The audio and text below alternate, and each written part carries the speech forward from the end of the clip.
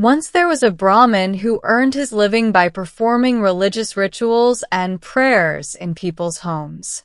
One day, he was invited to the king's palace to conduct a special ceremony. After completing the worship, as he was about to leave, the king asked, "O Brahmin, you worship God every day. Tell me, where does God live? In which direction does he look? And what can he do?" Brahmin was surprised by these profound questions and asked for a month's time to find the answers. King agreed. Days passed, but the Brahmin could not find the answers. As the deadline approached, he became anxious and sad. Seeing his father worried, Brahmin's young son asked, "Father, why are you so upset?" Brahmin explained the king's 3 questions and said he didn't know how to answer them. Boy smiled and said, "Don't worry, father. I will answer the king's questions. Please take me with you." When the month ended, the Brahmin took his son to the palace. The king repeated his 3 questions. Boy said, "Your Majesty, isn't it customary to honor a guest first?" Realizing his mistake, the king ordered his attendants to treat the boy with respect and offered him a glass of milk. Boy stirred the milk with his finger and kept looking at it curiously. King asked, "What are you doing?" Boy replied, "I heard milk contains butter, but I can't see it."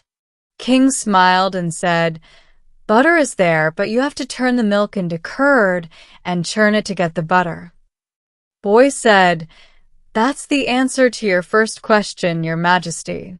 God lives in every being, just as butter exists within milk.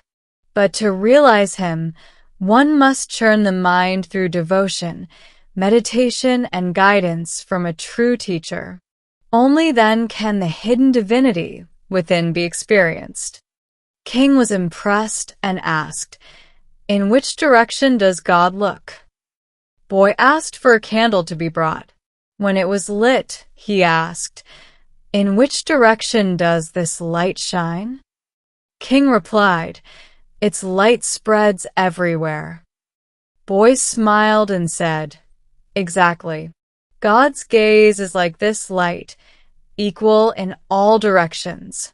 He watches everyone without bias and rewards each according to their deeds." King nodded thoughtfully and asked the final question, "What can God do?" Boy replied, "To answer that, we must change places. You sit here, and I will sit on your throne." Amused and curious, the king agreed.